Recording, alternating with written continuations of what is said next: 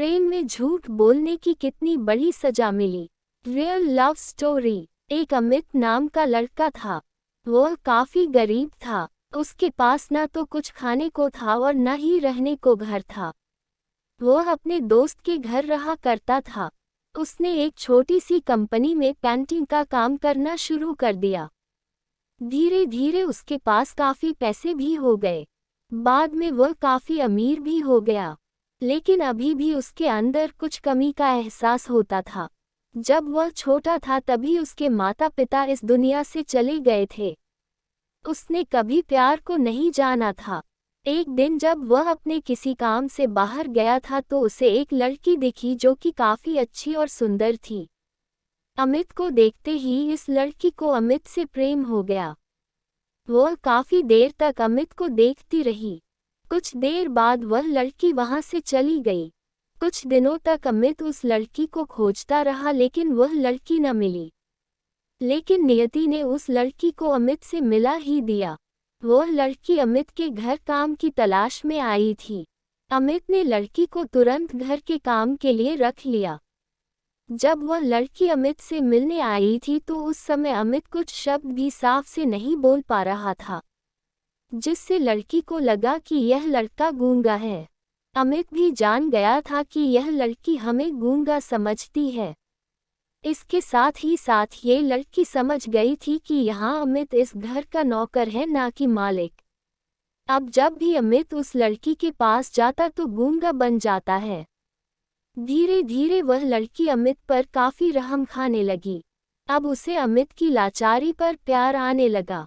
लेकिन फिर वह लड़की एक बात से डर कर पीछे हट जाती थी। इस लड़की का नाम रेखा था। रेखा के भी माता पिता बचपन में ही मर चुके थे। रेखा को उसके चाचा ने पाला था और वह चाहता था कि वह जब तक जिंदा रहे रेखा उसके खाने और पीने का पैसा दे। रेखा का प्रेम हद से भी बाहर जाने लगा।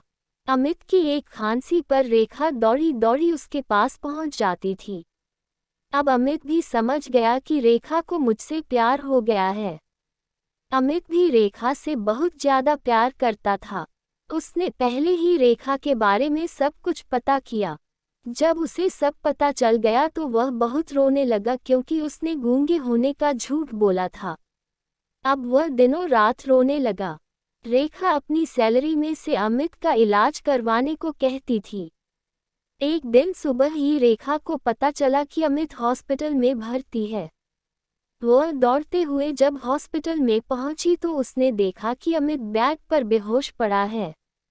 उसके आसपास काफी मशीन लगी हुई थी। जब रेखा डॉक्टर के पास पहुंची तो वहां पर डॉक्टर ने उसे बताया कि अमित अब बोल नहीं सकता है। उसने अपनी जीभ को कटाने की कोशिश की है। इसके साथ ही उस डॉक्टर ने रेखा को एक पत्र दिया। उस पत्र में लिखा था, मैं एक काफी धनी लड़का हूँ। जिस घर में तुम काम करती हो उस घर का मालिक मैं ही हूँ। लेकिन इसके साथ ही मैंने तुमसे एक बहुत बड़ा झूठ बोला है कि मैं एक गूंगा हूँ।